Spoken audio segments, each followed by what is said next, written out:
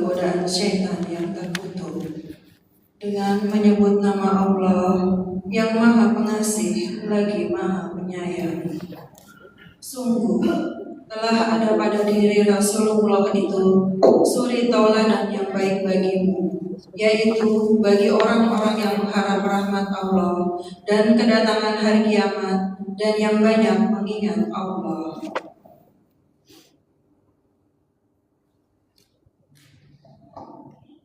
Maka berkat rahmat Allah, Muhammad berlaku lemah lembut terhadap mereka. Sekiranya engkau bersikap keras dan berhati kasar, tentulah mereka menjauhkan diri dari sekitarmu. Karena itu, maafkanlah mereka dan mohonkanlah ampunan untuk mereka, dan bermusyawarahlah dengan mereka dalam urusan itu. Kemudian, apabila engkau telah membulatkan tekad, maka bertawakallah kepada Allah. Sungguh Allah mencintai orang-orang yang bertawakal. Sadaqallahul azim. Alhamdulillah. Maha benar Allah dengan segala firman-Nya. Alhamdulillahirabbil alamin. Semoga Allah Subhanahu wa taala memberikan rahmat baik kepada membaca maupun kepada mendengarnya. Acara selanjutnya ujian uraian pelajaran yang akan disampaikan oleh guru kita Ustaz Hasmi Daud dengan tema meneladani akhlak Rasul. Kepada Ustaz kami silakan.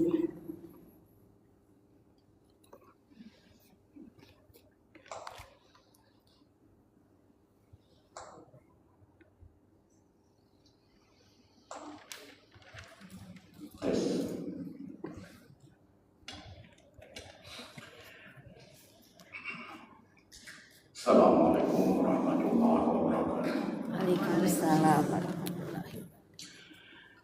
Innal hamdalillah nahmaduhu wa nasta'inuhu wa nastaghfiruh wa na'udzu billahi min shururi anfusina wa sayyiati a'malina. May yahdihillahu fala mudilla lahu wa may yudlil fala hadiya lahu. Asyhadu an la ilaha illallah wahdahu la syarika lahu wa asyhadu anna Muhammadan abduhu wa rasuluhu la nabiyya ba'dahu. Allahumma shalli ala Muhammad wa ala ali Muhammad amma ba'd. Ya ayyuhalladzina amanu taqullaha haqqa tuqatih wa la tamutunna illa wa antum muslimun. Ya ayyuhan nasu taqu rabbakum alladzi khalaqakum min nafsin wahidah wa khalaqa minha zawjaha wa bassa minhuma rijalan katsiran wa nisaa. Wattaqullaha alladzi tasaaluna bihi wal arham innallaha kana 'alaikum raqiba. Ya ayyuhalladzina amanu taqullaha wa qulu qawlan sadida yuslih lakum a'malakum wa yaghfir lakum dhunubakum wa may yuti'illaha wa rasulahu faqad faza fawzan 'azima. Ibu-ibu yang solehah yang tergabung dalam majelis taklim ibu-ibu Masjid Baitur Rahman Keren Galak di Siti. Baitur Rahman Keren Galak di Siti untuk kita semua. Semoga kita semua di pagi yang berbahagia ini dirahmati, dimuliakan, dicintai, dan juga disayangi oleh Allah Subhanahu wa taala. Tentunya kita atas semua itu kita bersyukur kepada Allah. Kita semua di pagi yang berbahagia ini atas izin Allah Subhanahu wa taala bisa bermuajah, bertemu muka di dalam satu majelis ilmu. Semoga dan ilmu yang kita dapat dari Allah Subhanahu wa taala, dari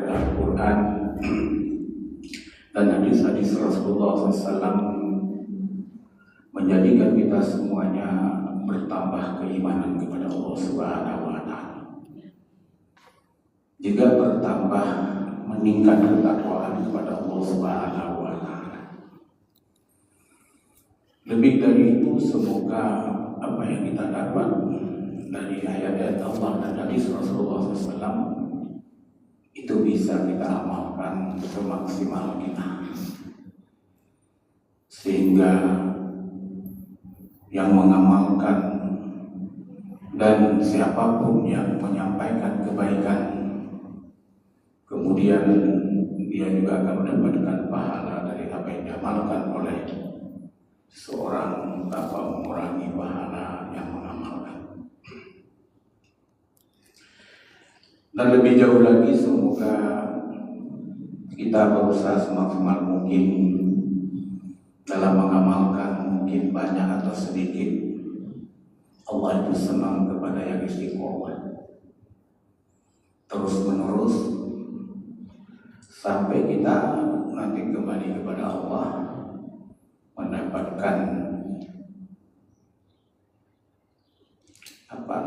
gelar atau mendapatkan julukan yang bagus adalah husnul khotimah. Salawat serta salam kepada kita Nabi kita Muhammad sallallahu alaihi wasallam, keluarga, para sahabat, tabi'in, dan kepada kita semua. Kita berdoa kepada Allah Subhanahu wa Ta'ala, ya Allah, sampai kami menghadap-Mu ya Allah masih menjadi umatnya Rasulullah sallallahu alaihi wasallam. Karena hanya beliaulah yang bisa memberikan syafaat yang akan kelak dan di Allah Subhanahu wa Ta'ala. Maka dari itu ibu-ibu yang belajar Allah Subhanahu wa Ta'ala, kita berusaha maksimal untuk menegakkan sunnahnya, kemudian meneladani akhlaknya, kemudian juga jangan sepi, basahilah lisan kita dengan banyak berselawat kepadanya. Dengan itu semua, semoga kita bertemu dengan Rasulullah sallallahu alaihi wasallam di akhir kelak di dalam surganya Allah Subhanahu wa Ta'ala. Ibu-ibu yang dimuliakan Allah Subhanahu wa Ta'ala, kenapa kita pagi hari ini mengingat-ingatkan kembali tawassaw bil haq, tawassaw bis sabr yang berkenaan dengan akhlaknya Rasulullah SAW. Yang pertama, memang kita ini menjadikan Rasulullah SAW itu adalah uswatul hasanah, contoh teladan yang paling baik, tidak ada duanya. Ya. Seorang orientalis menulis itu, meneliti 100 tokoh dunia yang berpengaruh.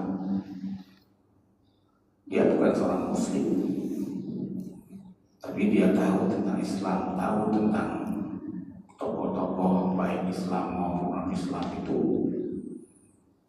Berkesimpulan bahwa dari 100 tokoh ya yang dia teliti dari berbagai macam aspek, maka Rasulullah SAW menempati ranking pertama. Ya, dari semua aspek kehidupan Rasulullah adalah the best, number one dari 100 tokoh yang diteliti.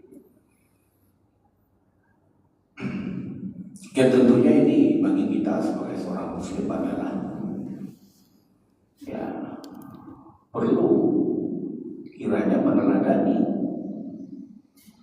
apa yang beliau jadikan azas-azas sumber-sumber nas-nas yang beliau jadikan sebagai seorang hamba yang menjadi rasul yang kemudian adalah menjadi uswatul hasanah. Ya. Nah, ayat yang dibacakan tadi oleh qori kita, qori'ah, itu merujuk yang pertama adalah kepada surah Al-Ahzab. Al-Ahzab itu diberikan nama surah karena berkenaan dengan perang Ahzab. Ya. Surahnya surah yang ke-33, ayatnya yang ke-21, dan juga bisa kita tambah ayat yang ke-22.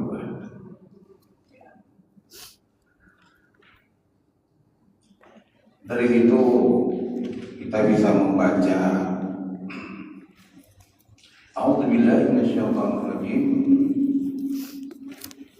Laqad kana lakum fi rasulillahi uswatun hasanatun liman kana yarjullaha wal yawmal akhir wa dzakarallaha katsiran.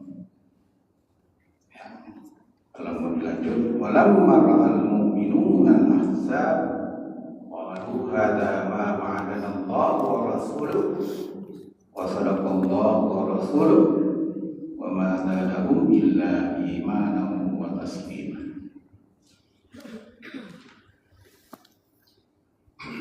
Di sini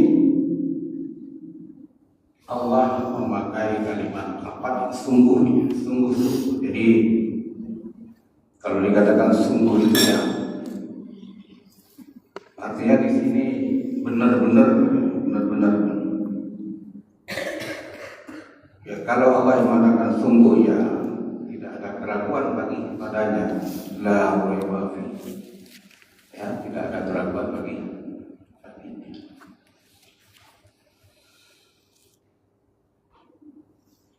Sungguh telah ada pada diri Rasulullah SAW karena lakum fi Rasulillahi uswatun hasanah,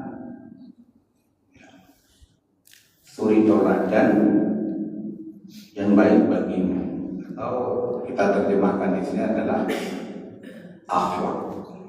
Ya, suri tauladan itu akhlak. Ya, nanti disebut juga dalam ayat lain itu adalah akhlakul karimah. Akhlak ini ya, itu kalau Allah itu disebut khaliq buat pencipta. Yang diciptakan itu namanya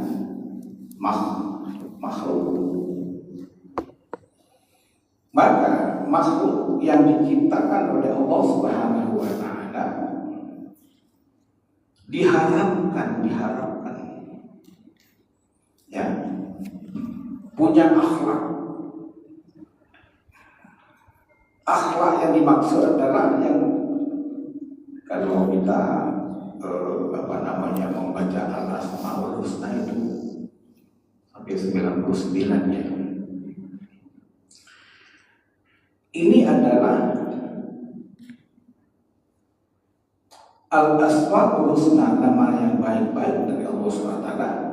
Allah mengharapkan, menginginkan, ya, terutama yang berkaitan dengan masalah-masalah akhlak tadi. Ya. Menginginkan makhluk itu, manusia itu mempunyai akhlak yang walaupun tidak sama dengan Al-Asmaul Husna. Ya. Kalau kita ambil salah satu Ar-Rahman. Ar-Rahman itu adalah sifat Allah. Apa nama Allah Subhanahu wa Ta'ala? Ar-Rahman. Yang maha pengasih, ya, yang maha. Nah, jadi yang maha pengasih itu Allah. Tapi manusia diharapkan oleh Allah SWT punya juga akhlak yang pengasih tadi, tapi bukan maha. setiap manusia diharapkan oleh Allah SWT punya rasa kasih yang memang tidak boleh menyaingi ataupun menjadikan itu seorang hamba itu ar-Rahman, tidak boleh. Penamaan benda-benda pun, nah, seperti masjid ini Bu, ada masjid dulu di Kemang Pratama 3 itu namanya ar-Rahman. Kita sampaikan, Pak, itu masjid nggak boleh ar-Rahman, tapi harus Baitul Rahman. Ini yang benar. Bait itu rumah, ar-Rahman itu rumah kasih sayang. Di sini ada kasih sayang. Ya. Nah, manusia juga tidak boleh menamakan dirinya ar-Rahman, tapi dia boleh memberikan nama Abdul Rahman. Ada ibu, ada cucu. Ya, di sini kan kemungkinan untuk punya omongan nggak mungkin tentang cucu itu. Kalau ada cucu juga kan dikasih nama Ar-Rahman, tapi kasihlah nama Abdul Rahman. Abdul itu hamba, Rahman itu. Jadi diharapkan oleh Allah dari seorang Abdul Rahman itu adalah punya rasa kasih sayang. Nah, ini ibu-ibu yang datang Allah SWT, dan juga asma al-husna yang lainnya juga yang ada pada Allah SWT. Ya. Nah, kemudian seperti juga Ar-Rahim, pengasih, maha pengasih. Allah juga menginginkan hambanya itu jangan Ar-Rahim, tapi Ar-Rahim oleh Ibrahim itu. Nah, jadi di sini ibu bilang Allah SWT, maka demikian itu akhlak luas sekali. Kalau disandingkan kepada Al-Asmaul Husna, yang dalam konteks adalah perilaku, kemudian tindakan, ucapan, perbuatan yang baik-baik. Ya, tidak termasuk yang lain, misalnya ar-Razzaq. Ar-Razzaq itu bukan sesuatu yang kategori akhlak, tapi ar-Razzaq itu adalah Allah mempunyai, Allah yang maha memberi rezeki. Boleh kita minta ar-Razzaq, ya Razzaq, ya Razzaq. Nah, supaya kita jelas bahwa itu adalah harapan Allah SWT kepada hambanya. Nah, kemudian Allah katakan di sini, bagi orang-orang yang mengharap rahmat Allah, ya bagi orang-orang yang berharap rahmat Allah, rahmat Allah juga banyak. Ya, di antara rahmat Allah nanti akan kita lanjutkan dalam surah Ali Imran 159 itu adalah kelembutan hati, rahmat Allah. Tapi rahmat Allah juga, ya, itu berkaitan dengan ampunan.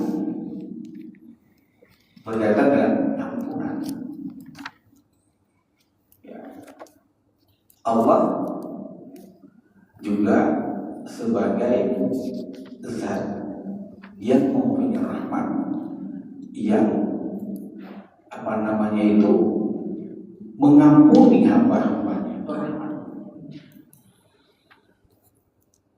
Seperti dalam surah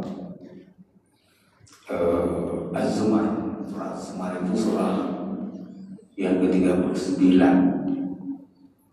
ayat 53, coba tolong dibaca ibu-ibu. Ini kita menyampaikan rahmat Allah dulu ya.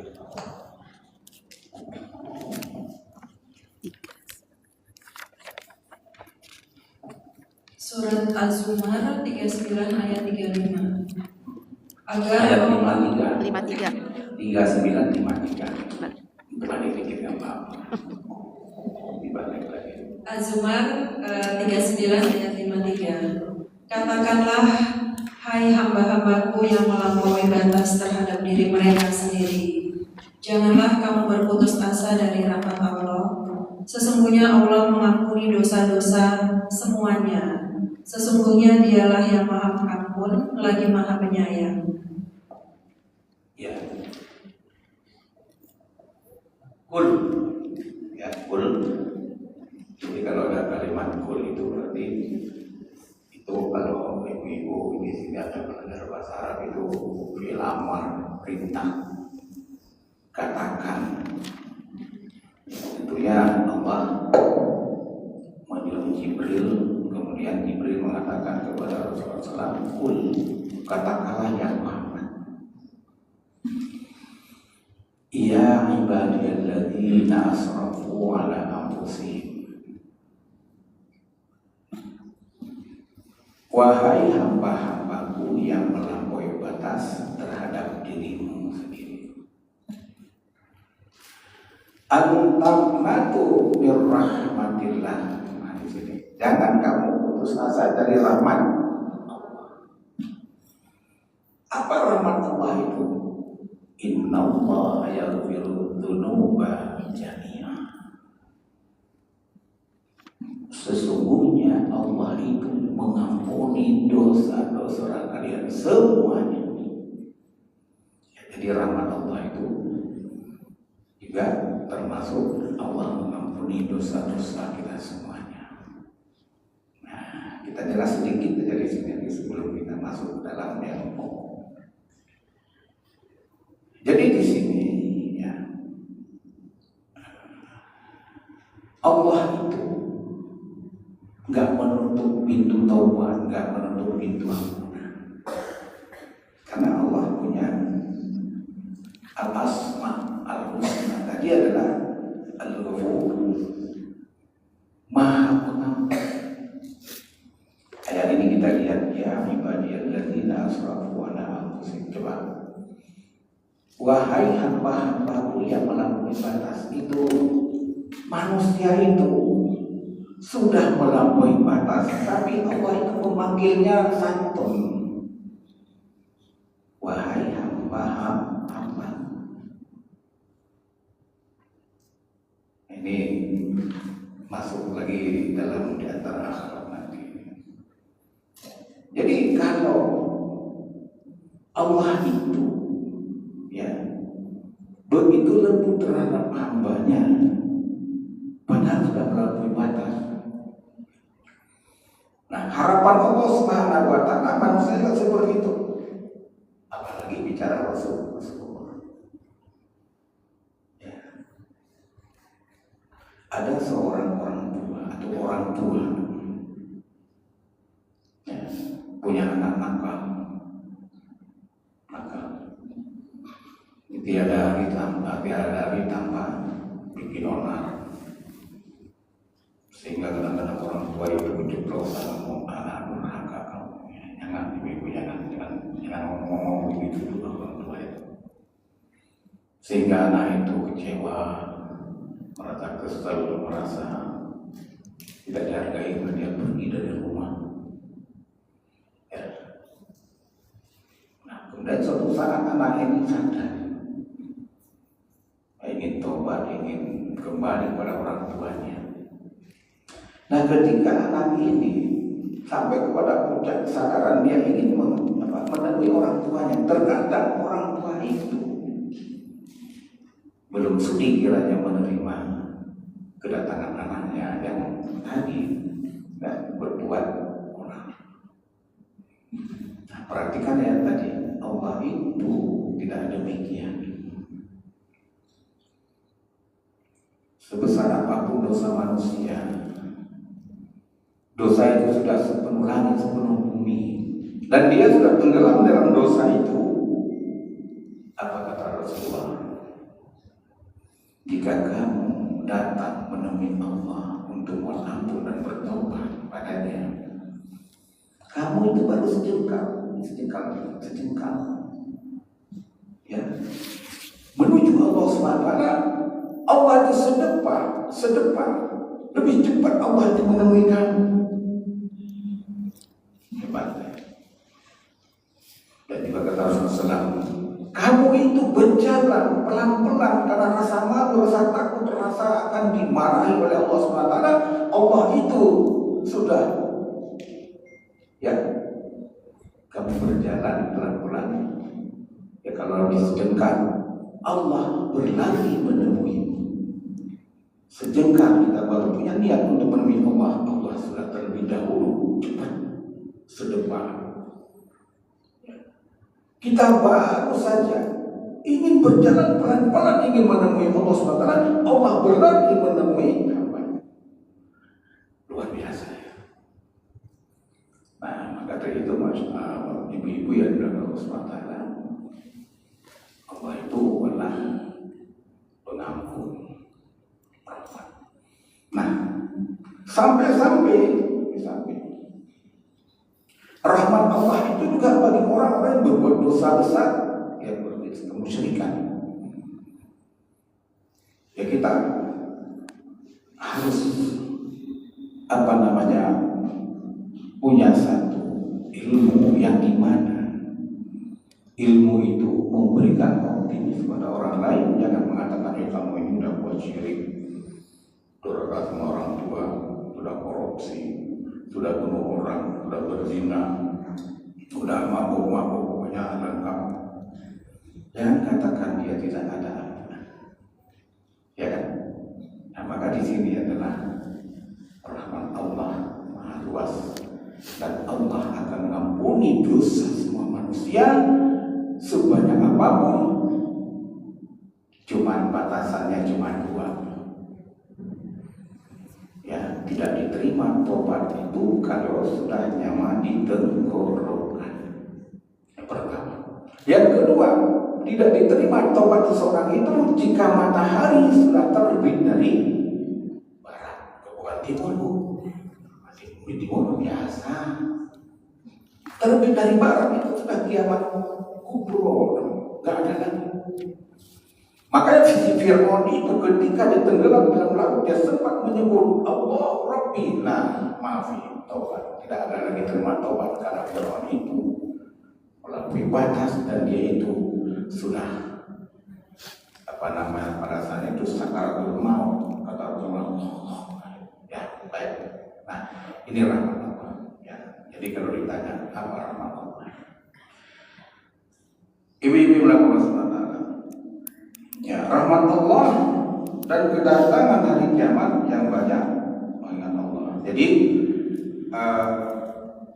Rasulullah SAW adalah seorang sosok yang punya akhlak yang mulia, dan teladan yang mulia itu bagi kita dan bagi yang mengharap rahmat Allah. Orang yang mengharap rahmat Allah, ya dia tidak akan bisa untuk meneladani Rasulullah karena selalu menciptakan permusuhan. Dan kedatangan hari kiamat yang banyak mengingat Allah. Nah, ini adalah ayatnya yang sudah cukup masuk berkaitan dengan masalah suri toladan ataupun akhlakul karimah Rasulullah. Ada satu hadis ibu-ibu yang Rasulullah Taala, ya. Kalau Rasulullah SAW bersabda Rasulullah, innama bu'istu litammima makarimal akhlak.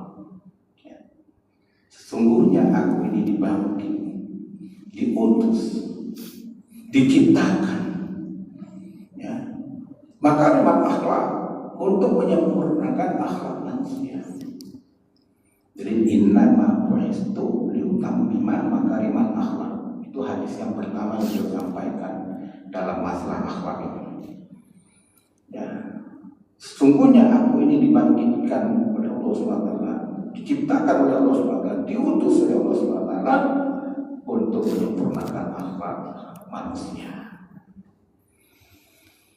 Ya, baik itu akhlak antara seorang manusia dengan hamba, dengan Khaliknya, dengan Allah Subhanahu wa Ta'ala. Apa akhlak manusia terhadap Allah? Ya. Yang pertama,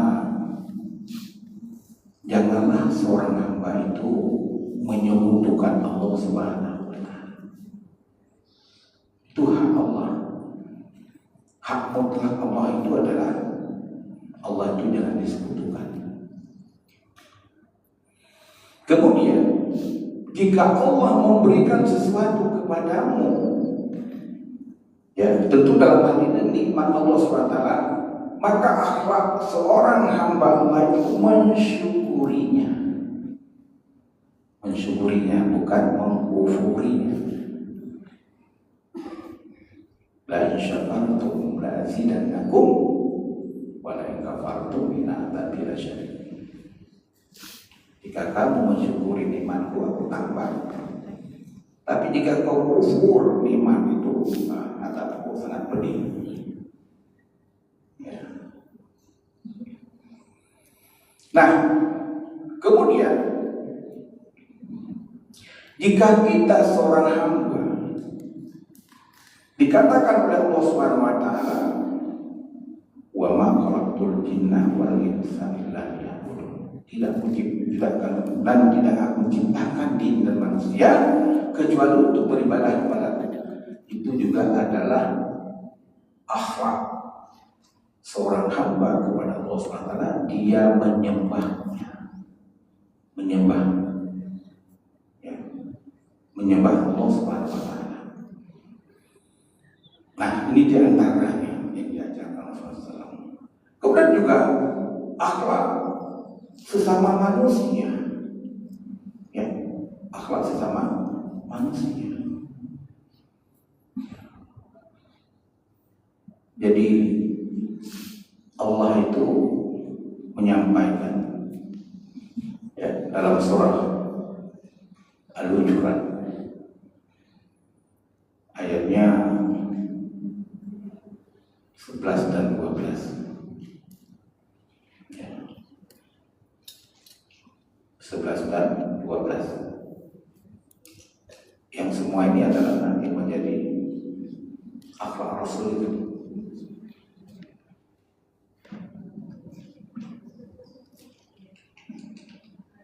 Silakan Al-Hujurat surat 49 ayatnya 11 dan 12. Wahai orang-orang yang beriman, janganlah suatu kaum mengolok-olok kaum yang lain, karena boleh jadi mereka yang diolok-olokkan lebih baik dari mereka yang mengolok-olok. Dan jangan pula perempuan-perempuan mengolok-olokkan perempuan lain, karena boleh jadi perempuan yang diolok-olokkan lebih baik dari perempuan yang mengolok-olok. Janganlah kamu saling mencela satu sama lain, dan janganlah saling memanggil dengan gelar-gelar yang buruk. Seburuk-buruknya panggilan adalah panggilan yang buruk fasik setelah iman. Dan barang siapa tidak bertobat, maka mereka itulah orang-orang yang zalim. Berikutnya satu lagi. Wahai orang-orang yang beriman, jauhilah banyak dari prasangka. Sesungguhnya sebagian prasangka itu dosa. Dan janganlah kamu mencari-cari kesalahan orang lain. Dan janganlah ada di antara kamu yang menggunjing sebagian yang lain. Apakah ada di antara kamu yang suka memakan daging saudaranya yang sudah mati? Tentu kamu merasa jijik dan bertawakallah kepada Allah. Sungguh Allah Maha menerima taubat, Maha penyayang. Pertama, ya ayyuhalladzina amanu la yaskhar qaumun min qaumin asa yakunu khairan minhum wa la nisa'un min nisa'in asa yakunna khairan minhun wa la talmizu anfusakum wa la tanabazu bil alqab bisarismul fusuq ba'da iman wa man lam yatub fa ulaika hum dhalimun. Selanjutnya, ya ayyuhalladzina amanu ijtanibu katsiran minadh-dhann inna ba'dadh-dhanni ismun wa la tajassasu wa la yaghtab ba'dukum ba'dhan ayuhibbu ahadukum an ya'kula lahma akhihi maytan fakarihtum wattaqullaha innallaha tawwabur rahim. Ini diantara akhlak-akhlak yang diajarkan oleh Allah SWT yang pertama kepada Rasulullah SAW. Ini juga adalah akhlak yang wajib kita teladani, dan pada Rasul itu ada, karena beliau adalah itu tadi Laqad kana lakum fi Rasulillahi uswatun hasanah. Itu contoh teladan yang baik. Maka di sini dikatakan jangan kamu mengolok-olok satu kaum. Boleh jadi kaum yang kamu olok-olok itu lebih baik daripada kamu yang mengolok-olok. Nah, tadi itu umum.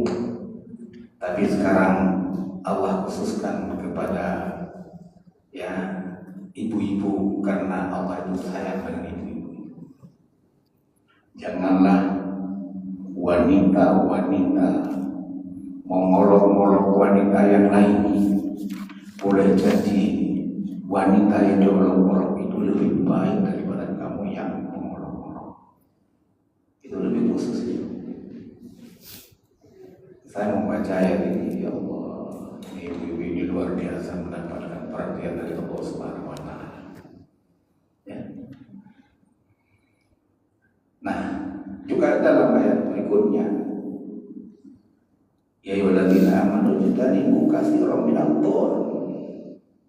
Banyak prasangka. Karena sesungguhnya prasangka yang itu cenderung banyaknya adalah bukan husnudzon, tapi suudzon.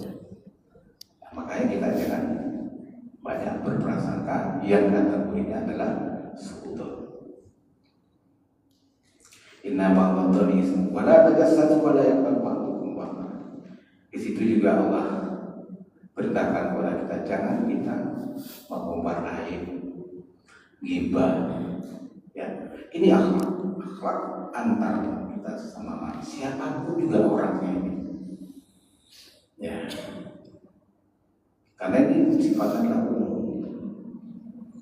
Tentunya ketika ayat-ayat ini kita langgar, maka siapapun dia manusianya, itu pasti akan terkena dampak daripada apa yang disebutkan Allah tadi. Maka Allah larang. Ini adalah manusia, akhlak terhadap Allah, akhlak terhadap manusia. Nah, kemudian ada lagi akhlak terhadap hewan. Salah satu contoh diantaranya adalah ketika seorang yang menyembelih hewan itu, dia siapkan pisau yang tajam, kemudian menyembunyikan di belakang itu. Kalau pas Idul Adha itu sampaikan pada panitia, kalau menyembelih binatang itu, binatang yang mau disembelih sama yang belum disembelih itu harus dipisah. Dia kalau melihat temannya itu dipotong itu, bukan sedihnya lagi, ingin kabur ya. Nah, jadi di situ harus dipisah. Kemudian juga pisau itu disembunyikan dan harus tajam. Jangan menderita. Ya, lama itu. Kemudian membaca bismillah. Karena ini awal daripada halalnya binatang, hewan yang dipotong yang halal, dasarnya halal. Kemudian dibaca bismillah, jadi halal kita makan. Ini akhlak. Kemudian akhlak terhadap alam juga seperti ini. Bagaimana menjaga alam? Karena Allah SWT telah menciptakan bumi ini dengan seimbang. Ada gunung, ada lembah, kemudian tumbuhnya pohon-pohon. Kalau tidak dijaga oleh manusia itu, maka akan terjadi ketidakseimbangan, akan menjadi malapetaka. Ini adalah akhlak-akhlak. Begitu juga akhlak terhadap orang di luar Islam. Kita punya akhlak terhadap orang di luar Islam itu. Kita, dia di tetangga kita, kata Rasulullah SAW, "Man kana yu'minu billahi wal yawmil akhir falyakrim dhaifahu." Ya, ini yang menyangkut dengan makanan. Kemudian hadisnya lagi, "Man kana yu'minu billahi wal yawmil akhir falyakrim jarahu." Barang siapa yang beriman kepada Allah dan hari akhir, ya hendaklah dia memuliakan tetangganya. Ya, tapi kata Rasulullah SAW, jika ibu-ibu itu masak sop, nggak usah banyak dagingnya, banyak haji. Maka berikanlah kepada tetanggamu yang kiri, kanan, dan terutama di depan pintu kamu itu. Bisa saja Bu, di depan pintu kita, di depan rumah kita itu bukan seorang muslim, tapi itu tetangga. Berikan dia terlebih dahulu. Bisa nggak kita seperti itu? Nah itu, ya. Tapi tetap dalam masalah kita tetap ya. Tentunya juga Allah melarang kita untuk tidak terlibat dalam masalah-masalah ritual. Tetap ya. Seperti tidak boleh mengucapkan salam ya. Tapi kita punya cara tersendiri ya. Ketemu pagi selamat pagi, ketemu siang selamat siang, ketemu malam selamat malam. Yang selamat pagi, siang, dan malam orang yang nggak boleh kita diselamatkan setelah apa itu. Tapi itu sudah bentuk kita saling menghormati. Oke, baik. Ini gambaran secara global. Nah, sekarang kita masuk ke dalam yang inti daripada apa yang diantaranya yang kita perlu teladani dalam akhlak Islam. Ya tentunya tadi sudah disampaikan yang Allah kepada manusia, ya, hewan dan alam. Nah, sekarang juga Allah itu membekali Rasulullah SAW dengan akhlak yang kita wajib contoh, wajib teladani. Ya, karena rahmat Allah tadi, karena rahmat Allah. Nah, kita kembali ke ayat yang dibacakan tadi. Ya, surah Al-Imran ayat 159.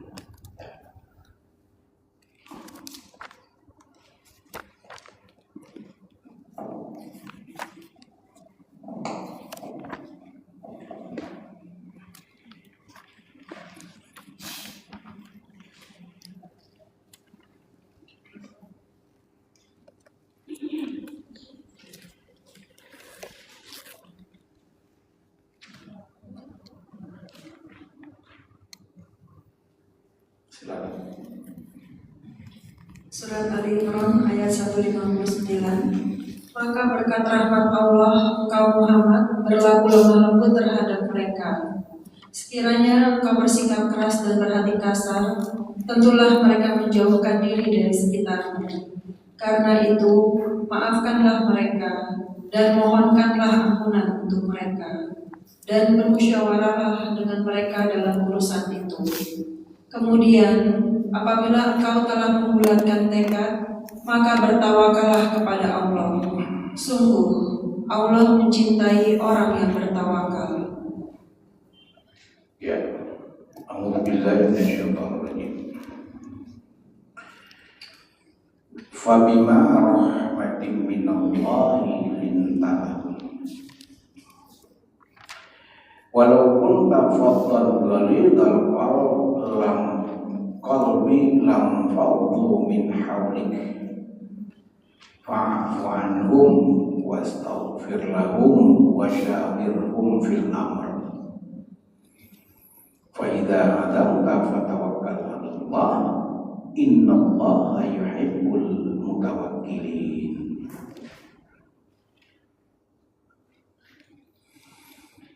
Maka berkat rahmat Allah, ya, jadi kita dapatkan lagi rahmat Allah. Tadi rahmat Allah di dalam surat Al-Adab ayat 21, rahmat Allah di dalam surat Al-Hujurat ayat Al-Zumar ayat 53, ini rahmat Allah di dalam ayat surah Al-Imran ayat 159. Ya. Maka berkat rahmat Allah engkau Muhammad berlaku lemah lembut terhadap mereka. Jadi saya ingin asbabun nuzul itu kenapa ayat ini turun. Dan nanti bukan hanya bicara soal asbabun nuzul, tapi itu akan meluas. Ibu-ibu yang dimakan Allah SWT, ibu-ibu pernah ke Gunung Uhud? Pernah. Yang sudah haji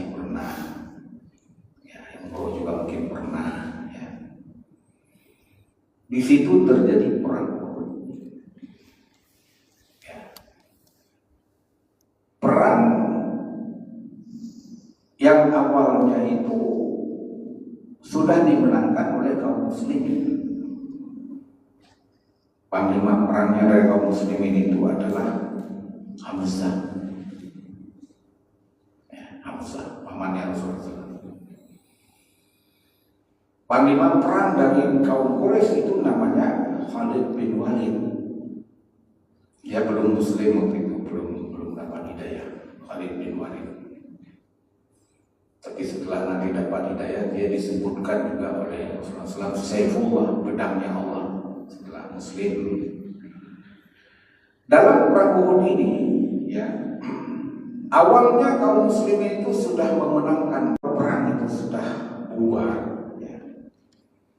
Ada peninggalan-peninggalan namanya ghanimah, ada disebut harta rampasan perang. Itu halal. Nah, kaum muslimin itu ketika melihat ghanimah harta rampasan perang itu berupa baju besi, berupa pedang, panah, apalagi tombak, mungkin juga kuda masih ya belum mati kan itu semuanya. Apa yang terjadi ibu-ibu? Mereka berburu. Ya. Nah, ini dari cerita singkat ini juga bisa kita ambil satu kesimpulan. Ya, sementara itu kalau sudah perjuangan itu ya orientasinya harta materi, nanti apa yang terjadi coba? Nah, begitu mereka merebut harta rampasan perang itu, termasuk pasukan-pasukan elit yang disiapkan oleh Rasulullah SAW agar tidak terkecoh, tidak terpancing dengan perilaku-perilaku ya pasukan yang lain mengambil ghanimah. Ternyata pasukan yang disiapkan oleh Rasulullah SAW juga itu ikut nimbrung untuk mengambil harta rampasan. Jadi posisi Gunung Uhud seperti ini, tinggi, bawah, ya. Sementara dari ketinggian itu, Khalid bin Walid pada saat itu menjadi panglima perang melihat, oh, ini kaum muslimin ini sudah mampu dengan harta, sudah asing dengan ghanimah. Maka dari ketinggian Gunung Uhud itu dengan mudahnya mereka itu memanah, menombak, kemudian dan lain sebagainya, sehingga termasuk Rasulullah SAW pada saat itu terkena lempar giginya rontok. Ya. Nah, yang paling sedih dari kaum muslimin itu pada saat itu Hamzah sebagai panglima perang itu beliau menjadi syuhada, ditambah lagi dengan 69 syuhada lain. Dan yang saya tergis dalam peristiwa ini adalah di mana Hamzah itu ya menjadi syuhada, syahid itu ditombak oleh Wasi namanya Wasi. Wasi itu budaknya Hindun. Hindun itu mengajarkan Wasi ini supaya bisa memainkan tombak dan panah agar dia bisa membunuh Hamzah. Kenapa Hamzah ini belum membunuh bapaknya Hindun? Itu. Jadi dalam peristiwa perang itu Hamzah menjadi gugur, menjadi syuhada. Tidak cukup sampai di situ, ibu-ibu yang diakan Rasulullah. Kebencian kaum Quraisy itu, terutama Hindun itu, walaupun nanti dia masuk Islam, itu sampai dibelah, itu yang namanya dadanya Hamzah. Kemudian tidak hanya dibelah, hatinya dimakan. Begitu beringasnya, begitu dendamnya, luar biasa. Nah, Rasulullah SAW sedih. Rasulullah SAW sebagai manusia kecewa. Kecewanya di mana? Karena memang Rasulullah SAW adalah seorang panglima perang dan beliau sudah memberikan peraturan-peraturan dalam perang, tapi mereka ya itu mungkin lupa karena diiming-imingi dengan dunia. Sehingga dalam hal ini Rasulullah SAW dikecewakan oleh pasukan Rasulullah sendiri. Nah, kemudian ibu-ibu yang belakang Allah SWT, dalam kondisi yang kecewa itu, Rasulullah ingin berbuat apa? Ini perlu kita tahu. Rasulullah SAW dalam kondisi yang sangat kecewa, sangat sakit, sangat frustrasi. Beliau itu nggak berbuat apa-apa. Nah, sebagai ilustrasi saya juga ingin menyampaikan di sini ya, bagaimana sabarnya, kemudian bagaimana Rasulullah SAW tidak akan berkata sepatah kata pun, karena beliau itu adalah wa ma yuntiqu anil hawa in huwa illa wahyu yuha. Bukanlah Muhammad itu berbuat sesuatu, mengatakan sesuatu dengan pikirannya, nah, tapi berbuat sesuatu, mengatakan sesuatu berdasarkan wahyu yang diwahyukan kepadanya. Ya, jadi beliau diam pada saat itu. Harus berbuat apa? Nah, saya ingin melebar sedikit untuk pelajaran bagi kita ini. Kita tahu ada sejarah begini dalam surah Nabi yang dikatakan Rasulullah SAW dan para sahabat beserta istri beliau Aisyah pulang dari sebuah peperangan.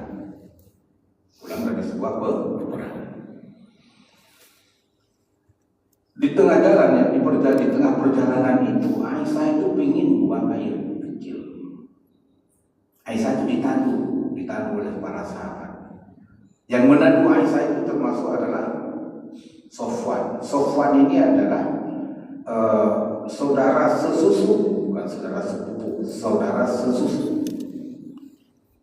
Kalau ada seseorang dia punya saudara sesusu, berarti itu mahram. Ya. Di Indonesia kadang-kadang salah sebut muhrim. Kalau muhrim apa? Ya pakai ihram. Mahram. Ya. Nah, maka pada saat itu Sofwan menemani Aisyah untuk mencari kalung yang jatuh. Jadi Aisyah jatuh kalung mencari. Aisyah turun dari tanah itu untuk buang air kecil, ya. Pada saat beliau membuang air kecil, ya, itu kalungnya hilang, jatuh.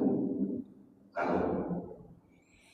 Nah, kemudian Sofwan yang mengetahui itu karena beliau adalah saudara sesusu beliau, nemani untuk mencari kalung yang hilang, yang jatuh. Nah, kalung itu ketemu, tapi beritanya heboh, fitnah terhadap keluarga Rasulullah SAW, terhadap Ummul Mukminin, yaitu Aisyah radhiyallahu anha, itu luar biasa. Apa fitnahnya? Aisyah sudah berselingkuh dengan Sofwan. Luar biasa. Sehingga Rasulullah SAW tidak pernah bicara apapun dengan sahabatnya terhadap fitnah itu. Tidak juga Abu Bakar berani menanyakan kepada Rasulullah SAW sebagai mertuanya.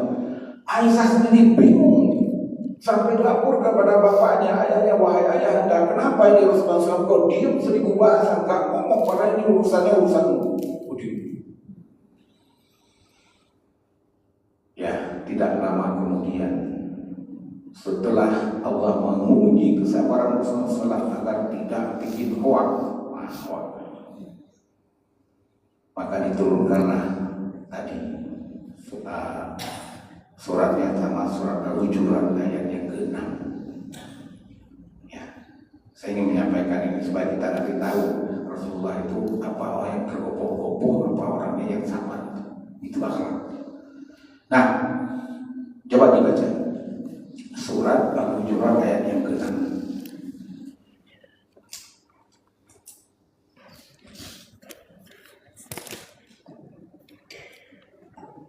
Wahai orang-orang yang beriman, jika seseorang yang fasik datang kepadamu membawa suatu berita, maka telitilah kebenarannya, agar kamu tidak mencelakakan suatu kaum karena kebodohan kecerobohan yang akhirnya kamu menyesali perbuatan itu.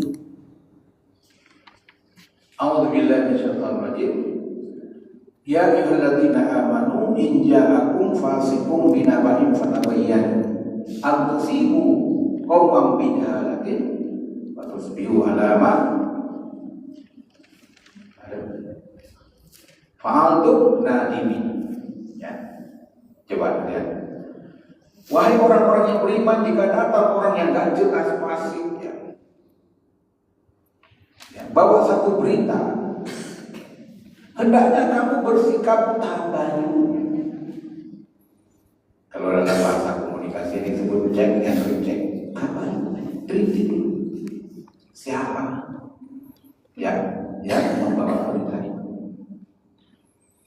Nah, singkat cerita, setelah turunnya ayat itu, Allah tunjukkan bahwa yang membuat fitnah terhadap keluarga Rasulullah SAW itu adalah namanya seorang munafik. Abdullah bin Sabah bin Salul itu tokoh munafik. Itu bahasa munafik. Ya. Nah, barulah ketahuan. Oh iya.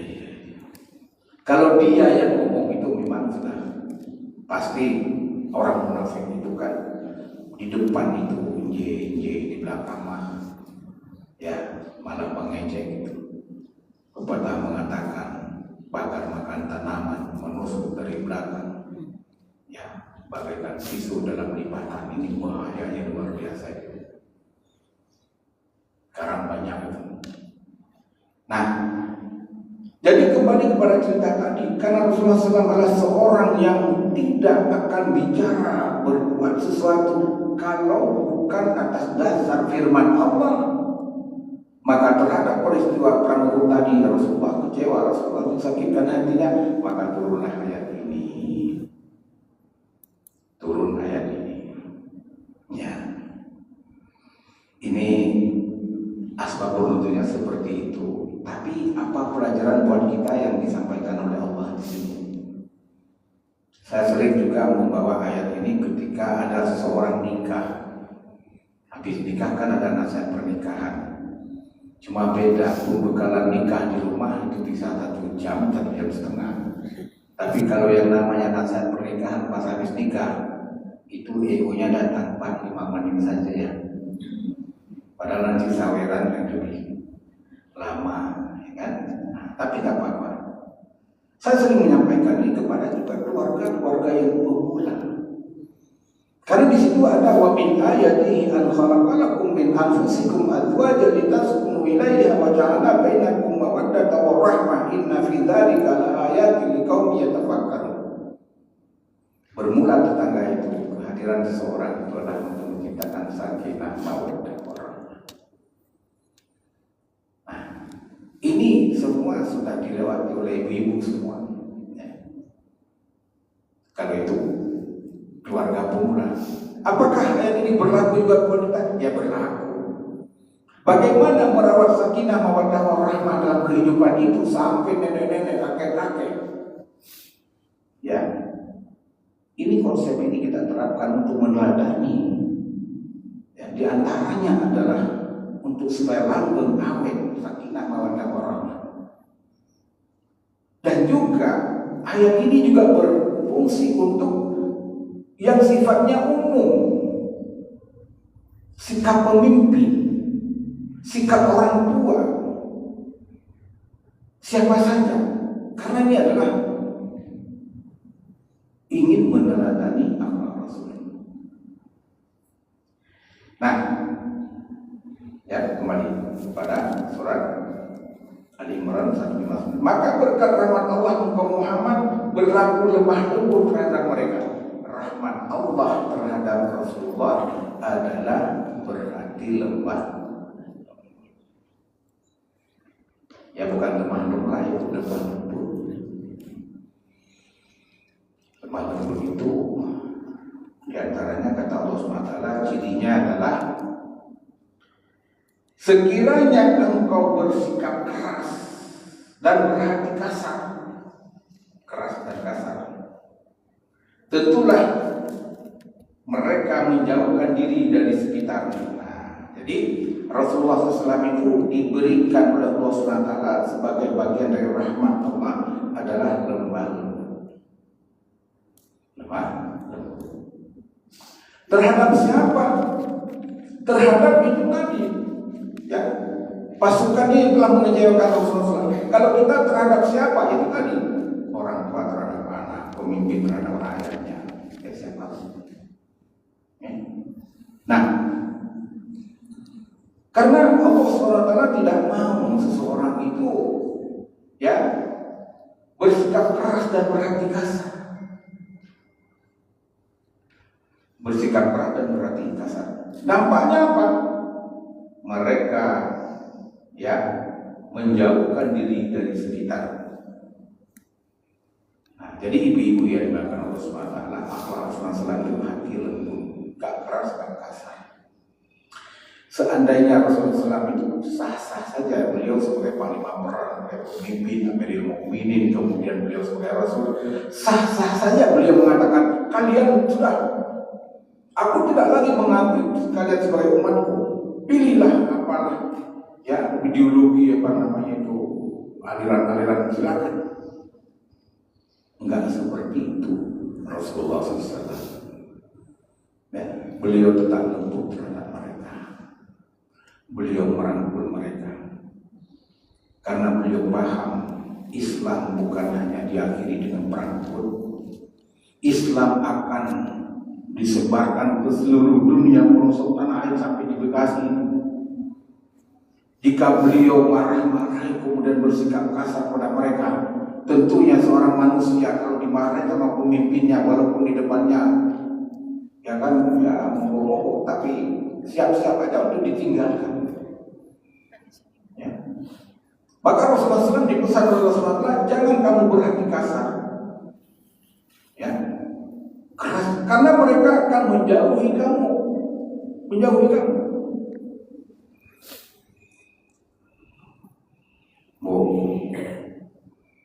Masih ingat nggak waktu nikah, pemuda nikah, karena ya udah ibu ya.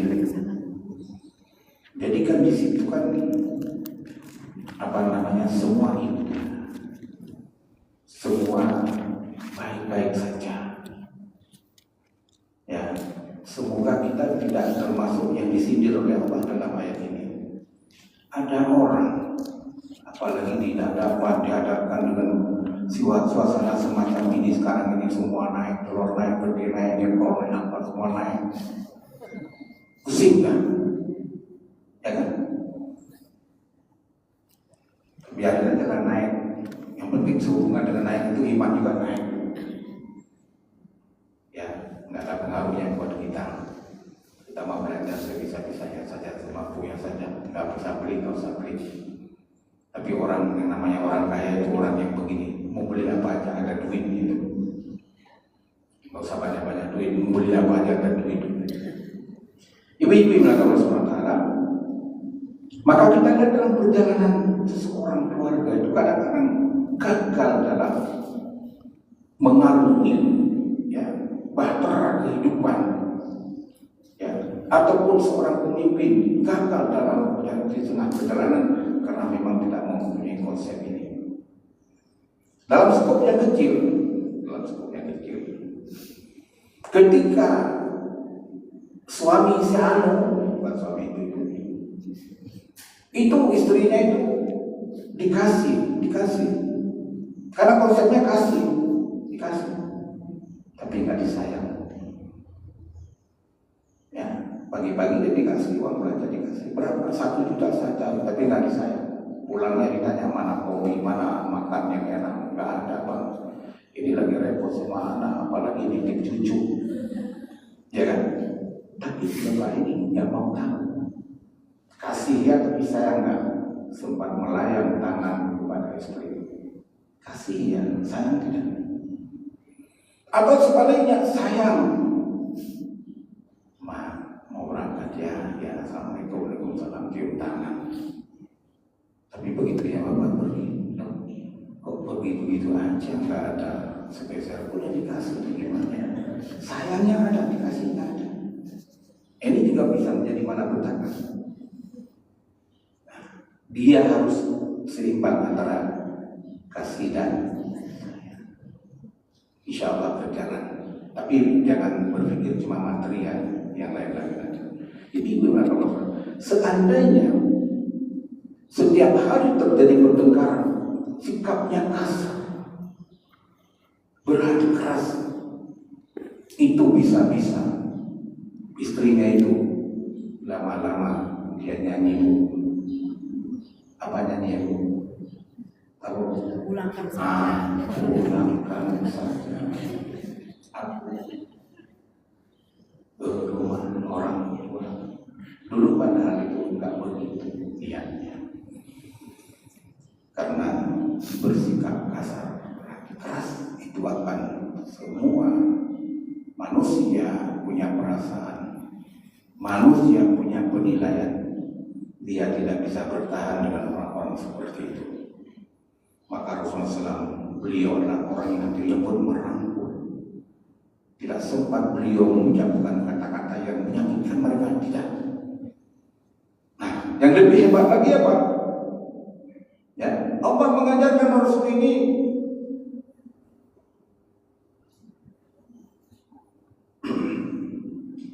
fa'fu anhu. Ya, maafkanlah mereka, ya Allah. Sudah begitu disakiti, dikecewakan, dan masalahnya bukan masalah kecil, adalah keberlangsungan Islam. Atau kita ini juga mungkin masalahnya masalah yang menyangkut rumah tangga, yang menyangkut kehidupan berwarga, yang menyangkut kehidupan berbangsa dan bernegara. Ya. Ini adalah satu sikap orang yang bertakwa. Ketika dikecewakan, ketika disakiti, ketika mungkin perilaku yang tidak senonoh, tidak baik, menyakiti hati, malah menyakiti fisik, malah kata Allah, fa'fu anhum, maafkan mereka. Ini adalah ciri orang yang bertakwa. Dan orang bertakwa itu tempatnya surga, kan punya sifat ini. Kalau punya sikap seperti ini, kita lihat Bu, masih dalam surat Ali Imran ayat 134, coba lihat. Ciri orang bertakwa. Ali Imran itu masih Ali Imran ya. 130. Yaitu orang-orang yang berinfak baik di waktu lapang maupun sempit, dan orang-orang yang menahan amarahnya dan memaafkan kesalahan orang lain, dan Allah mencintai orang yang berbuat kebaikan. Itu. Oh, jatuh lagi. Sedikit bagi saya. Itunya Pak. Ya. Izin. Maaf ya. Ibu paling banyak pahala. Izin.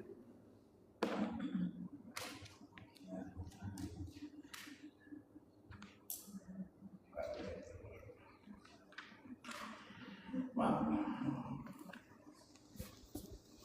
Tapi di mana ya?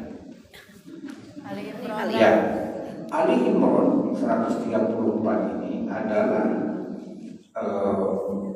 ciri-ciri orang bertakwa. Ya.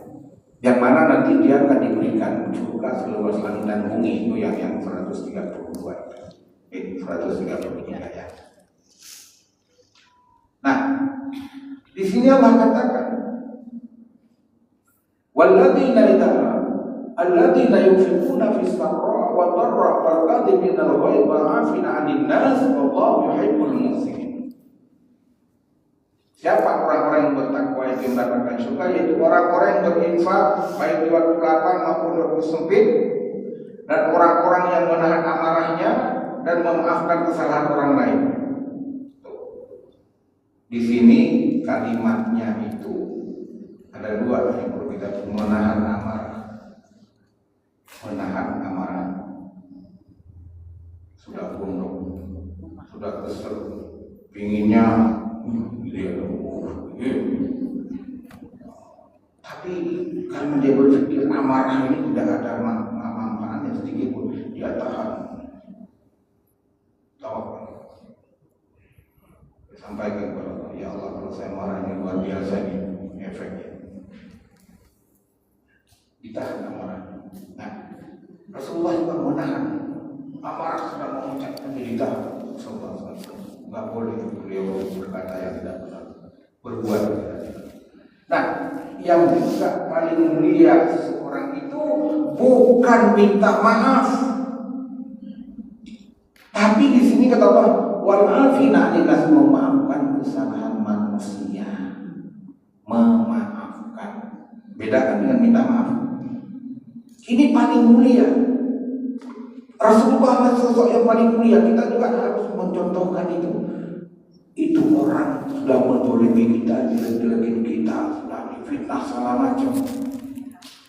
Apa tugas kita seorang yang bertakwa, yang ingin meneladani akhlak Rasulullah SAW? Sudahlah, kalau bahasa kerennya, memang gue pikirin, biarin aja deh, tadi coba sendiri. Ibu-ibu yang taklim Masjid Taklim Baitur Rahman kan begitu ya, biarin aja dah, biar ada beda deh. Saya kan taklim, kita harus contoh Rasulullah SAW. Yang mungkin dia belum taklim kali, ya komunitasnya juga komunitas lain kali ya. Ini mulia. Jadi mungkin suatu kali orang itu datang, oh maaf bu, saya ini menyakiti ibu, maaf. Sampaikan aja, sudah 2 tahun yang lalu saya maafin. Kira-kira bu, orang itu kita nggak perlu dihormati.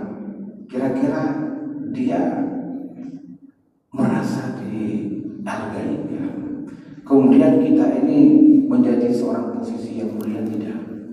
Pasti. Inilah akhlak yang mana terjelma pada saat Rasulullah SAW diejek, dilempar pakai tai onta.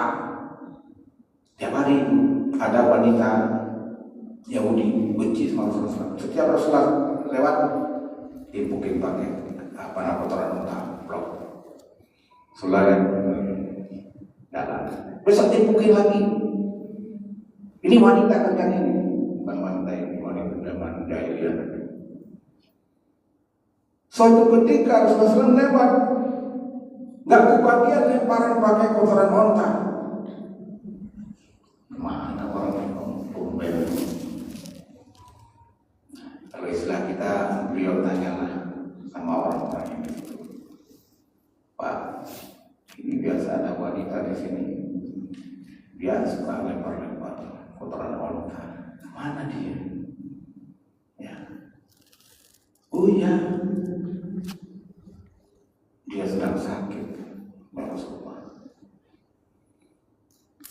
Ya, nggak pakai tunda, nggak pakai perasaan apa-apa, datang sampai ke rumah. Tetap pintu karena dia masih belum Islam. Selamat pagi, ya, masuk. Ini wanita tadi kaget tuh. Ini orang yang saya lempar kemarin datang. Oh jangan-jangan gue ini mau dirapel ini lapar ini. Kalau kemarin itu bisa saja nih bawa bakar mentah ini mau dilempar mati. Apa kata Rasulullah? Saya kemari untuk mendoakan Anda, semoga Anda cepat sembuh. Boleh nggak doain orang non-Islam yang sakit?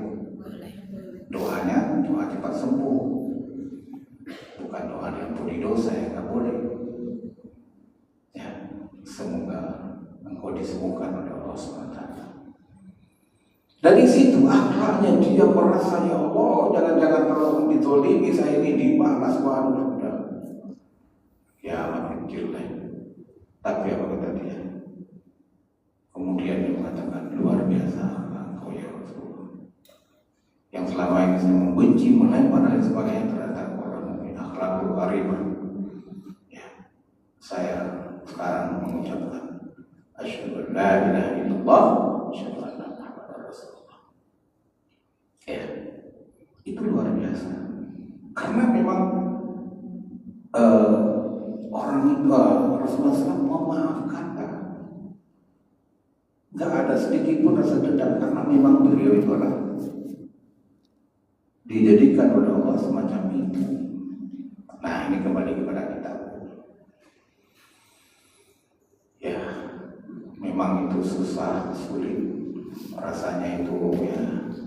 Kadang-kadang ada orang yang bilang begini, saya kejar sampai ke kuburan. Gimana ini?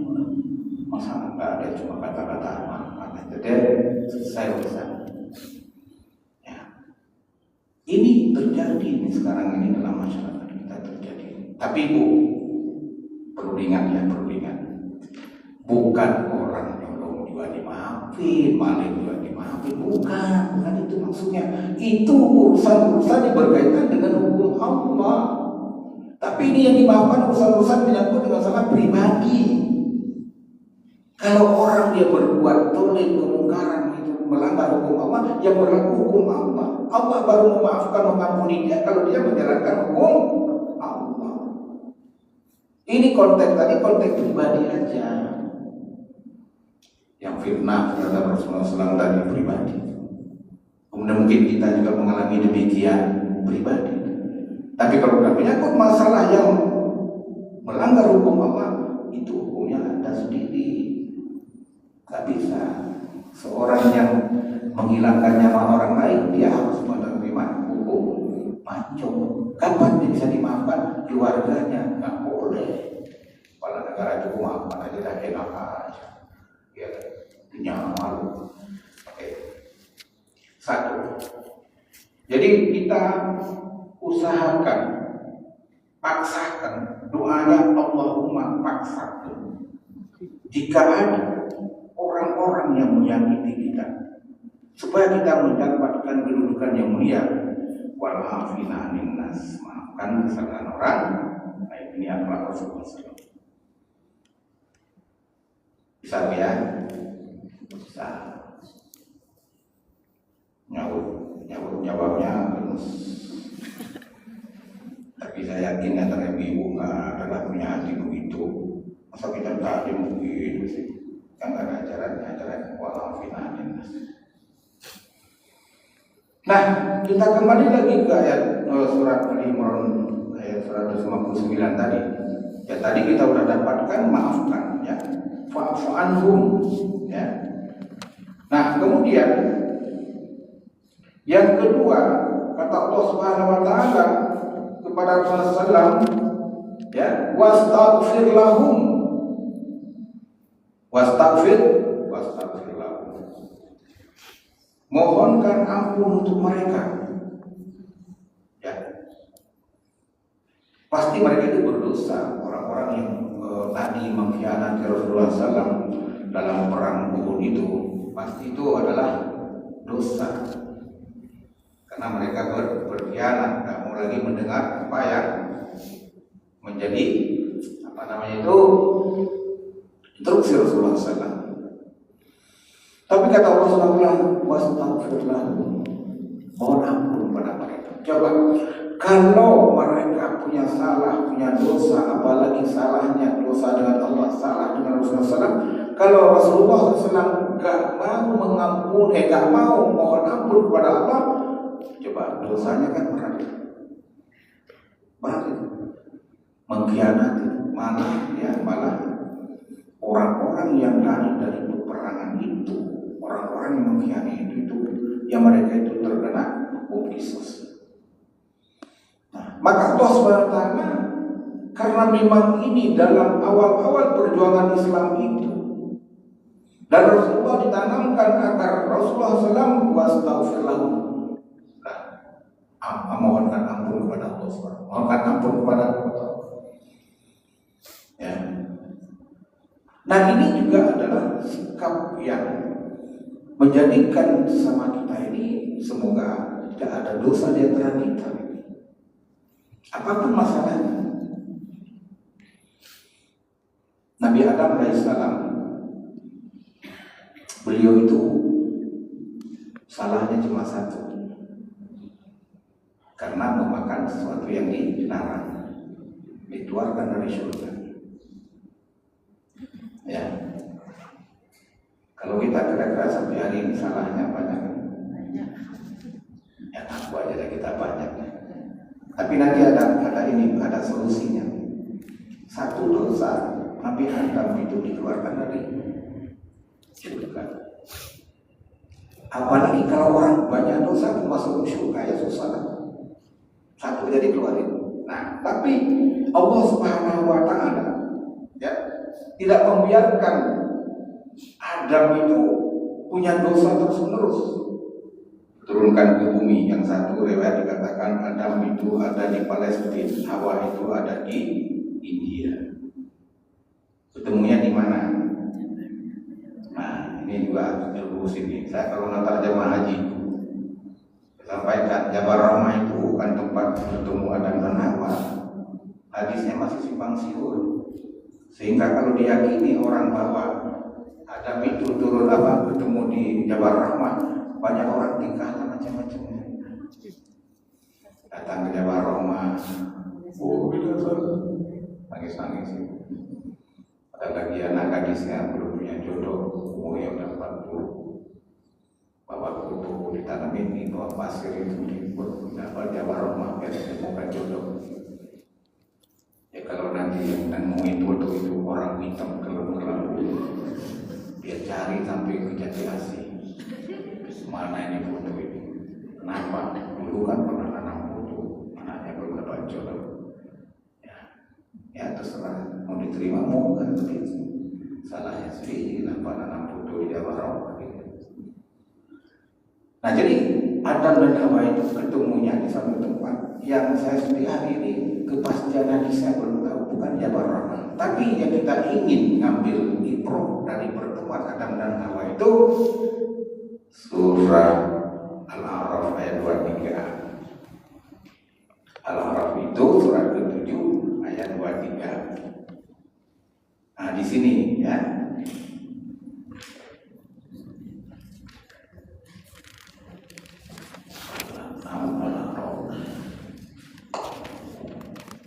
Surat Al-A'raf ayat 23. Keduanya berkata, "Ya Tuhan kami telah menganiaya diri kami sendiri, dan jika Engkau tidak mengampuni kami dan memberi rahmat kepada kami, niscaya pastilah kami termasuk orang-orang yang merugi." Ya, ibu udah bisa hafal ya. Wah ini ya, dia udah tahu pasti ya sebab bentuknya di mana. Nah jadi ketika Adam dan Hawa itu bertemu dalam satu tempat, qala rabbana dhalamna anfusana wa illam taghfir lana wa tarhamna lanakunanna minal khasirin. Keduanya berkata, siapa keduanya? Adam dan Hawa.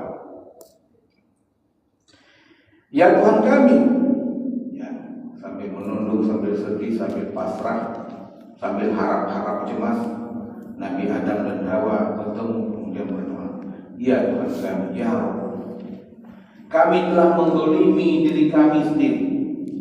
Ya, Adam dan Hawa sedang menzalimi dirinya berdua itu pada saat Allah ya tidak melarang tidak boleh makan buah yang kita sebut itu buah kundi ya. Nah, tapi apapun buahnya tapi itu dilarang. Mereka melanggar, berarti mereka zalim. Mereka menzalimi diri mereka sendiri. Nah kemudian timbul penyesalan. Ini doa tobat dan doa penyesalan. Jika Engkau tidak mengampuni kami, jika Allah tidak mengampuni, tadi kan rahmat Allah akan mengampuni, tapi rahmat Allah dicabut. Jika Engkau tidak lagi mengampuni kami dan memberikan rahmat lagi kepada kami, niscaya kami termasuk orang-orang yang rugi. Nah itu dia Pak. Jadi Nabi Adam sendiri dengan Hawa ketika beliau sadar akan kesalahan maka bertemu berdoa kepada Allah. Ini doa ini boleh kita lafaz kapan saja, di mana saja, asalkan jangan di tempat-tempat yang dilarang. Boleh di waktu sujud terakhir, nggak apa-apa. Ya. Boleh di tengah malam bangun, ya. Bisa tahajud 2 rakaat, pikir 1 rakaat, berdoa. Bisa juga pikir 1 menjelang subuh, berdoa. Karena ini memang doa adalah doa taubat seorang hamba. Ya, Rabbana zalamna anfusana wa illam taghfir lana wa tarhamna lanakunanna minal khasirin. Nah, ini juga adalah ada di antara kaum muslimin dan muslimat, antara sesama muslim itu saling mendoakan. Saling mendoakan. Ya, doanya ini tadi. Ya karena memang kita ini dipersaudarakan oleh Allah SWT dalam satu akidah. Ketika seseorang mengucapkan kalimat la ilaha illallah, itu saudara. Maka saudaranya itu ketika di waktu sholat, assalamualaikum ayuhan nabi wa rahmatullahi wa barakatuh, assalamualaikum wa ala ibadillah sholihin, saudaranya sudah mendoakan saudaranya yang lain lagi sholat. Ya, dari ujung ke ujung, dari masyriq ke maghrib, dari selatan ke utara, orang sholat tiap waktu 5 waktu mendoakan orang-orang muslimin saudaranya yang sholat. Maka rugi orang yang sholat juga didoakan sama saudaranya. Ya. Nah, juga ya, dalam surat Ibrahim surat 14 ya, ayatnya yang ke-41, 14. Di situ juga doa bukan hanya untuk diri dan orang tua, akan tetapi doa di sini adalah untuk diri, orang tua dan orang-orang mukmin. Ya, orang-orang mukmin, orang-orang yang beriman.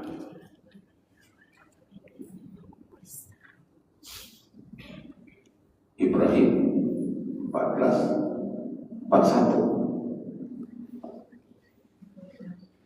Ya Tuhan kami, beri ampunlah aku dan kedua ibu bapakku dan sekalian orang-orang mukmin pada hari terjadinya hisab atau hari kiamat. Ya. Rabbana ighfirli wal walidayya walil mu'minina yawma yaqumul hisab. Nah, ini juga adalah doa, dan doa ini tentu diajar Rasulullah SAW, dan ini akhlak Rasulullah SAW. Beliau itu sering mendoakan kaum muslimin dengan doa-doa ini. Nah, juga ibu-ibu yang Allah SWT, ada orang bertanya begini, kalau seseorang itu punya anak, ya, seseorang itu punya anak, dia mengharapkan kesolehan anaknya itu untuk berdoa kepadanya. Sekarang pertanyaan, kalau orang itu mandul, nggak punya anak, gitu, kemudian dia meninggal, siapa yang doain dulu? Ya ini doanya.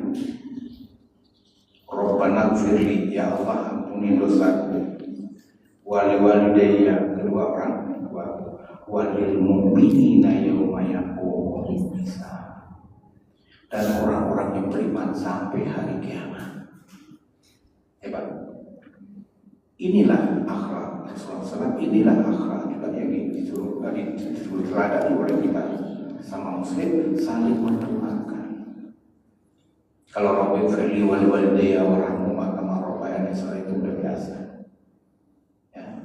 Tapi ini doa adalah mencakup diri, keluarga, orang tua dan kaum muslimin. Rabbana firli wali walidayya walil mu'minina yawma yaqumul hisab.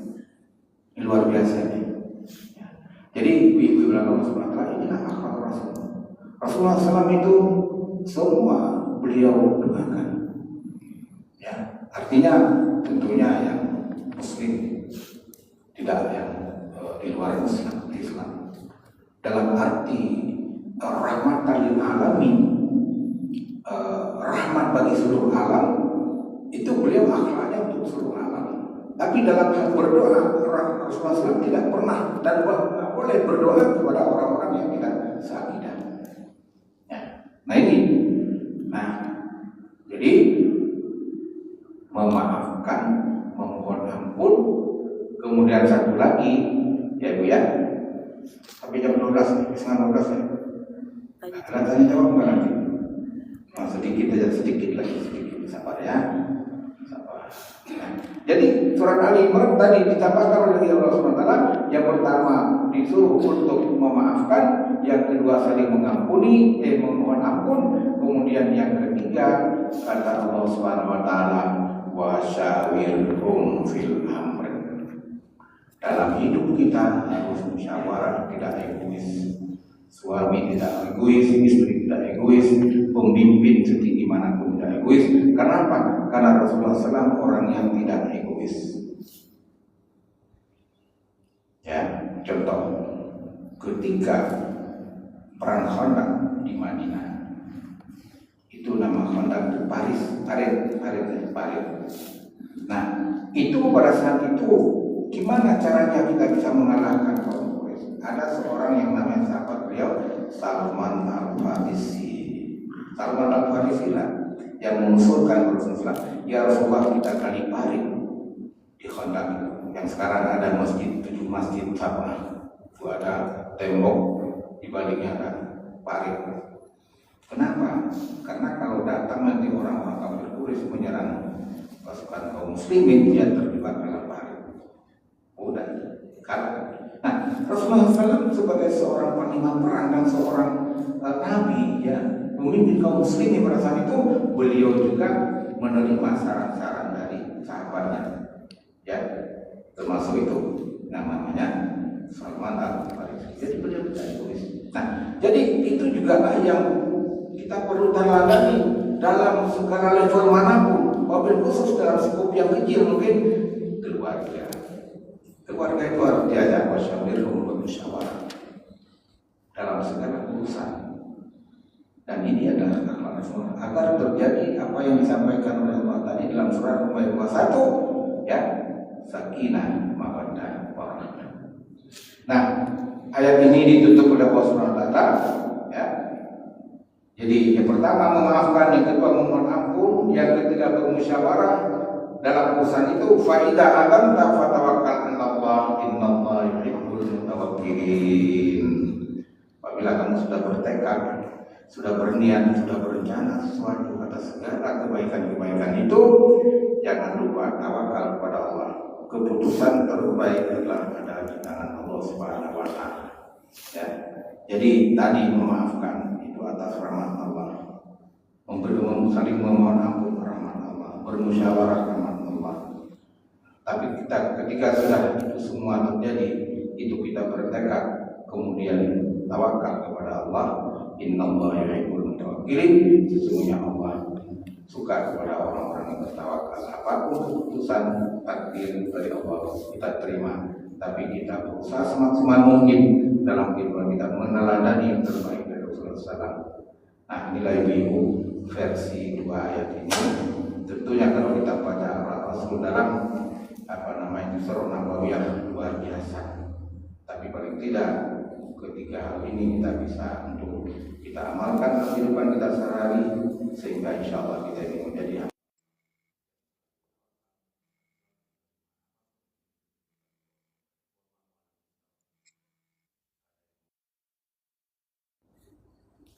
Ibu silakan untuk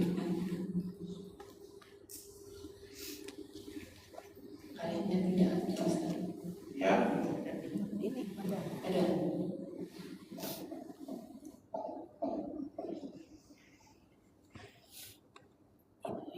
Kalau Assalamualaikum warahmatullahi wabarakatuh. Terima kasih atas waktunya Ustaz. Di sini saya memiliki 2 pertanyaan. Yang pertama tentang rahmat. Sebagaimana Ustaz tadi telah menjelaskan panjang lebar bahwasanya rahmat Allah itu melebihi dari segalanya atas dosa-dosa yang pernah kita lakukan gitu ya.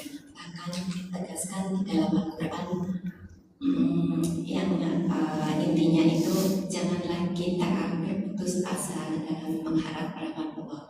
Namun di ayat di dalam Al-Quran saya pernah menemukan itu salah satunya yaitu di surat Asy-Syura 44. Di situ artinya itu Ustaz, kalau saya baca itu Bismillahirrahmanirrahim, dan barang siapa dibiarkan sesat oleh Allah, maka tidak ada baginya pelindung setelah itu.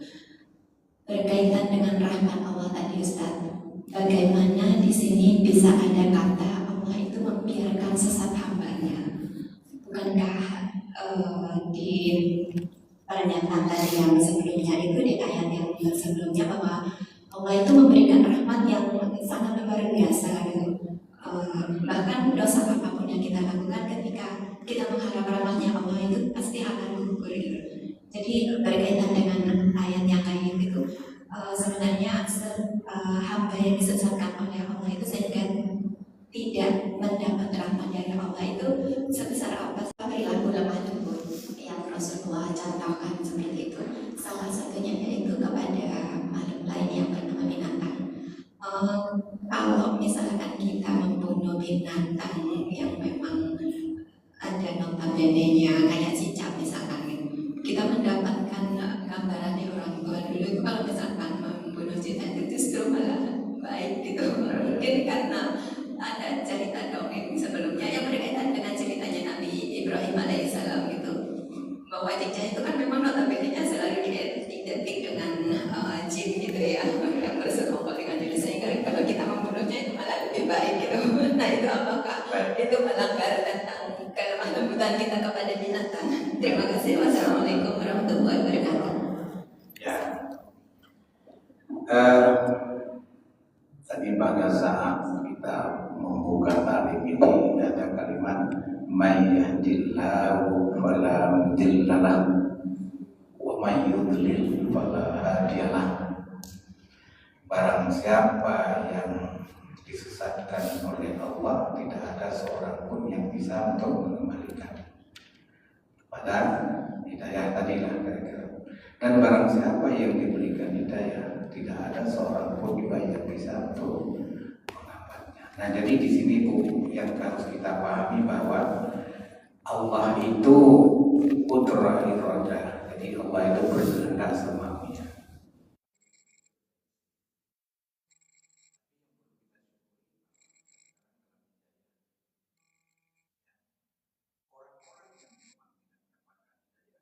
Itu yaitu mayyadillah fanamudillah. Orang yang diberikan hidayah tidak ada yang bisa menyesatkan. Wa mayyudlil fala hadiyalah. Orang yang diberikan kesesatan tidak ada yang bisa menunjukkan.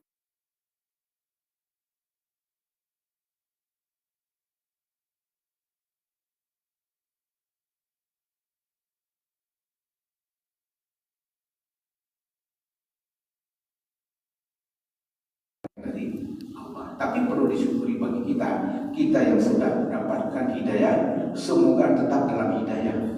Maka kita pelihara hidayah itu, ya, agar tidak kita melenceng dari hidayah. Artinya di sini berusaha maksimal mungkin, beramal soleh dan lain sebagainya, sampai kita kembali kepada Allah masih di jalan yang lurus. Nah, sama seperti begini, ya Rasulullah, kalau Allah sudah tahu siapa yang masuk surga, siapa yang masuk neraka, ya kita buat apa lagi nih sholat, sahur, kalau punya duit haji, zakat. Tapi kata Rasulullah SAW begini, tugas Anda itu beramal, tugas Anda itu mengerjakan perintah. Allah sudah tahu siapa masuk surga, siapa masuk neraka. Tapi Anda tahu nggak Anda masuk surga atau masuk neraka? Belum tahu. Kalau belum tahu ya sudah, kerjain aja yang diperintahkan, semoga dimasukin dalam surga, tidak termasuk orang-orang yang masuk dalam neraka. Itu saja. Nah, jadi ini semua adalah prerogatif Allah. Malah kita disuruh berdakwah, serulah pelajaran Allah dengan cara yang baik, berdebat dengan baik. Allah lah yang memberikan hidayah, tidak memberikan hidayah. Nah, dengan demikian kita menyampaikan ini lega. Yang penting saya sudah menyampaikan. Tugasnya itu saja. Gak bisa saya bilang, udah capek saya masih tahu, masih aja begitu. Ya Allah belum beri hidayah kepada. Ya, ini termasuk kita ini misalnya orang kampung sono banyak anak yang nggak sholat. Capek saya nggak mau masih tahu lah biar nggak sholat, biarin, jangan, sampaikan aja. sampai dia bosan-bosan deh. Karena tugas kita menyampaikan. Nanti Allah punya kehendaknya bisa melembutkan hati, memberi kecenderungan dia menjadi anak soleh. Mungkin kita sudah meninggal, ya kan? Baru dia tahu sholat kita, ya tiba-tiba kita datang doa dari anak kita jadi adem ya malam rasa. Nah, itu satu. Itu yang perlu kita yakini betul-betul. Agar kita nanti tidak menaruh kecurigaan pada Allah. Kasihan deh, ya kan? Tetangga. Saya pernah dulu ngajar itu di daerah Condet, ya. Itu pensiunan tentara, ya. Itu pangkat jabatannya luar biasa. Istrinya ngaji, saya tanya, Pak Asmi, saya ini sedih. Kenapa Bu sedih? Ibu saya sampai mati nggak Islam. Gimana saya nggak bisa sama ibu saya dulu? Boleh nggak saya doakan supaya diampuni dosanya? Saya bilang, Bu, ibu bersyukur seorang muslim. Ibunya ibu juga yang dengan qadarullah sudah bukan muslimah, tapi ada larangan dari Allah. Jangan kita mendoakan dia. Habis saya jelasin itu saya nggak pernah dipanggil lagi. Karena merasa dia tidak ada ustadz yang bisa memberikan jalan bisa diumumi. Nggak ada, memang itu hak Allah, nggak boleh, ya kan? Nah itu yang pertama. Yang kedua masalah lagi. Jadi masalah hewan, di mana letak peri kebinatangan? Ya memang ada hewan-hewan yang disuruh pukul. Kalau jengking ketemu pukul, ular pukul, anjing gila pukul, kemudian burung gagak pukul, termasuk cicak pukul. Ada yang disuruh pukul. Nah, tapi begitu ditanya, gimana semut ini? Ya semut, ya itu nggak boleh dipukul. Saya pernah, walaupun nggak bisa bahasa semut, pernah saya ngomong sama semut, kamu jangan di sini terus, ini makanannya enak, kalau udah kamu semutin dengan kamu bisa makan lagi, lama-lama hilang. Allah yang nyampaikan omongan kita kepada semut, udahlah itu orang Muhammad Nabi satu-satunya itu ya, udah, kamu jangan di situ. Makanya kalau ketemu semut itu kalau bisa jangan didolimi dia. Nah, tapi kalau memang serangga itu yang bakal apa namanya gigit itu ya, itu juga nggak sengaja kan, jangan matiin semua. Jadi gini, dalam Islam itu ada memang yang memang kita harus berperilaku kebinatangan tadi. Tapi memang ada ya seperti tadi, ya. Kalau jengking suruh bunuh, ular suruh bunuh, tikus suruh bunuh, cicak suruh bunuh, ya. Gagak, burung gagak kita suruh bunuh, anjing gila penggigit itu boleh. Yang lain bagaimana? Yang nggak ada perintah bunuh ya jangan. Kecuali memang mereka sudah menyerang kita macan, ya, serigala. Tapi boleh nggak orang memburu macan? Ya nggak boleh. Serigala boleh nggak boleh? Kenapa? Ya dia lagi enak-enak hidup kok mengganggu kita. Kecuali dia datang rame-rame menyerang kita, baru kita rame-rame menyerang dia gitu kan. Nah, jadi ada alasan menyerang kita. Allah malam salim ya. Saya kira jawaban saya mungkin masih kurang, nanti bisa kita tanyakan yang lain lagi. Ada yang mau nanya lagi? Cukup ya? Satu. Ya. Boleh nanya? Boleh. Bisa dijawab singkat Ustaz. Di surat Ali Imran tadi yang ayat 159 tadi kan disebutkan bahwa disebabkan rahmat Allah itu kamu bersikap pengampun, kemudian bisa memaafkan, kemudian bisa mendoakan dalam artian memohonkan ampun. Nah, adakah doa khusus untuk melemah lembutkan hati kita? Itu kan langkahnya itu dulu ya Ustaz, supaya kita bisa memaafkan, kemudian bisa mendoakan orang lain itu. Ada nggak doa khususnya untuk mendapat rahmat Allah supaya hati kita lemah lembut itu? Cukup Ustaz. Itu doa mungkin cukup seperti doa Nabi Ibrahim, doa apa? Rabbi syrahli sadri wa yassir amri wahlul 'uqdatam min lisani yafqahu qawli. Dan juga doa yang berlembut hati juga kita bisa yang katakan qulub sabil qalbi ala dini wa ala ta'ati. Selebih dari itu memang banyak doa-doanya, tapi paling tidak kita bisa berbahasa Indonesia. Ya Allah, berikan kelembutan hati saya supaya ada dalam hati ini, kalbu ini yang merasa merasa untuk memaafkan, yang merasa untuk memohon ampun. Ya Allah Maha mendengar, Allah Maha mengetahui, dan Allah Maha tahu semua perasaan. Ya, yang paling dekat dengan kita kan bahasa kita. Ya Allah, lemburkan saya kok keras banget, ya Allah mau maafin siapa aja ini kok susah benar. Berarti setan yang banyak itu, ya kan? Nah, tapi kita alhamdulillah nasyaitonir rajim baru kita berdoa. Baik. Mungkin cukup ya Bu ya. Cukup Bu ya. Ya. Kalau nggak bertanya nggak berarti nggak ngerti, tapi saya yakin sudah mengerti semua, asal tidak terjadi nggak mengerti semuanya. Yang moga-moga apa yang kita kaji di siang hari ini, saya sebagai yang menyampaikan itu banyak salah, banyak kurang sebagai hamba yang fakir ya, mohon karena dimaafkan, ya mohon ampun kepada Allah SWT, karena kebenaran itu datangnya dari Allah dan Rasul. Mari kita akhiri dengan doa majelis kita. Subhanallah wa bihamdihi asyhadu an la ilaha illa anta astaghfiruka wa atubu ilaik. Lebih kurang mohon maaf. Assalamualaikum warahmatullahi wabarakatuh. Dengan selesainya doa penutup tadi, maka selesai sudah taklim kita.